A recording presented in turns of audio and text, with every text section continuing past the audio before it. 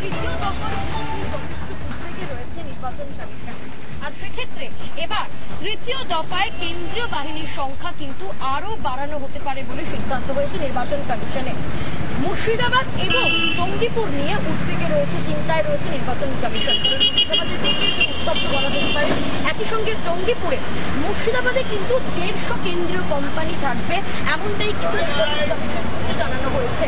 আগামী তৃতীয় দফায় যে ভোট রয়েছে, অর্থাৎ মালদা উত্তর, মালদা দক্ষিণ, জঙ্গিপুর এবং মুর্শিদাবাদ, এই 4 কেন্দ্রে নির্বাচন কমিশন সূত্রে খবর হয়েছে 4 কেন্দ্রে কেন্দ্রীয় বাহিনীর সংখ্যা কিন্তু 400 কোম্পানি, অর্থাৎ 400 কোম্পানির কেন্দ্রীয় বাহিনী থাকবে এই নির্বাচনের 4টি কেন্দ্রে।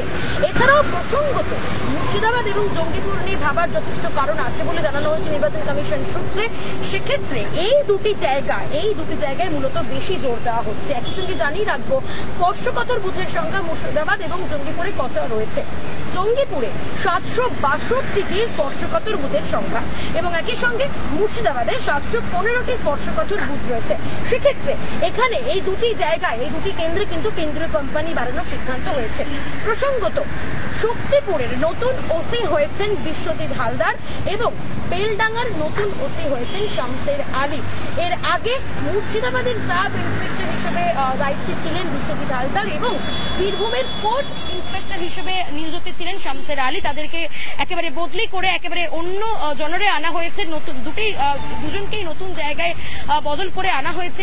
এবং একই সঙ্গে এই ক্ষেত্রে অর্থাৎ আপনাদের এই ছোট্ট একটা হিন্ট এই মুহূর্তে দিয়ে রাখতেই হচ্ছে প্রত্যেককে, কারণ আগামী